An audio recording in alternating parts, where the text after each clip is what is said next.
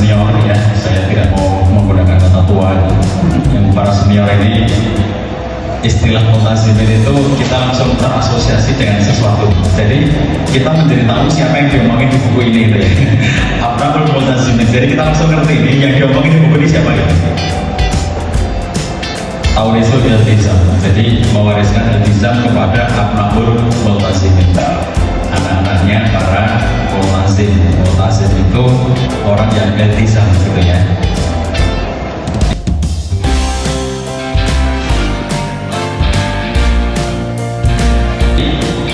Hidayah fitriyah itu adalah hidayah yang Allah berikan kepada semua manusia semenjak kelahirannya, yaitu ketika ruh ditiupkan wa nufikha fihi ruh 120 hari di dalam kandungan ibu, lalu kemudian Allah meniupkan roh itu, lalu mulai saat itu Allah memberikan takdir kepadanya, bikat dirizkihi wa ajalihi wa amalihi wa syaqiyun aw sa'idun, 4 hal yang Allah berikan seiring dengan wa nufikha fihi ruh. Di sisi yang lainnya kemudian Allah memberikan hidayah fitriyah dalam bentuk pertanyaan alastu birabbikum, lalu semua makhluk menyatakan, semua manusia di dalam kandungan ibu menyatakan bala syahidna. Alastu birabbikum itu adalah sebuah hidayah yang sifatnya fitrah yang Allah berikan kepada semua manusia sejak sebelum kelahirannya, yang ketika kemudian manusia itu lahir maka menjamin bahwa semua manusia punya fitrah kebaikan. Pengajaran, dengan pendidikan, dengan pembinaan, dengan tarbiyah, itu kita berharap mudah-mudahan yang kita bina itu mendapatkan hidayah irsyad kepada murid-murid kita, anak-anak kita, santri-santri kita gitu ya. Pak Supre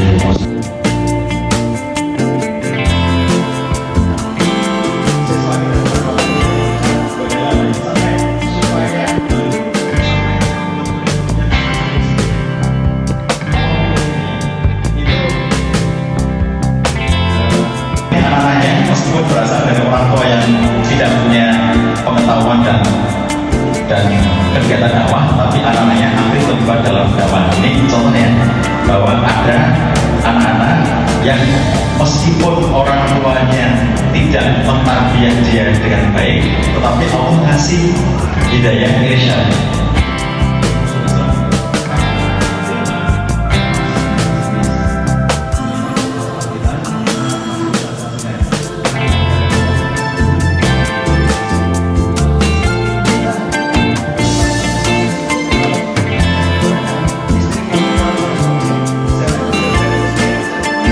Jaga ini tiga ini itu adalah mu'asyarah bil ma'ruf wa ashiruhunna bil ma'ruf fa in karitumuhunna fa asatru syaya wa yaj'alallahu fihi khairan katsira. Dengan cara apa? Saling cinta, saling hormat, saling jaga. Itu prinsip ketiga, mu'asyarah bil ma'ruf. Prinsip keempatnya adalah saling ridho. Itu antarodin ya. Jadi saling ridho antara suami dan istri. Bagaimana suami dan istri saling membuat satu dengan yang lain menjadi itu antara tarodin di antara suami istri. Yang kelimanya adalah musyawarah untuk sakinah, syura, musyawarah suami dan istri. Jadi 5 prinsip keluarga sakinah itu. Nah, jadi kalau kita perhatikan apabila itu diterapkan ya, meskipun tokoh sakinah nggak ada di buku ini dan 5 prinsip itu gak ada di buku ini, tapi poin 1 yang diceritakan buku ini tentang kekacauan keluarga yang kacau itu keluarga yang tidak menerapkan berpasangan, janji kokohnya nggak ada, saling cintanya nggak ada, saling hormatnya nggak ada, saling jaganya nggak ada, saling ridhonya nggak ada, musyawarahnya nggak ada. Itu keluarga yang kacau kalau nggak ada seperti itunya.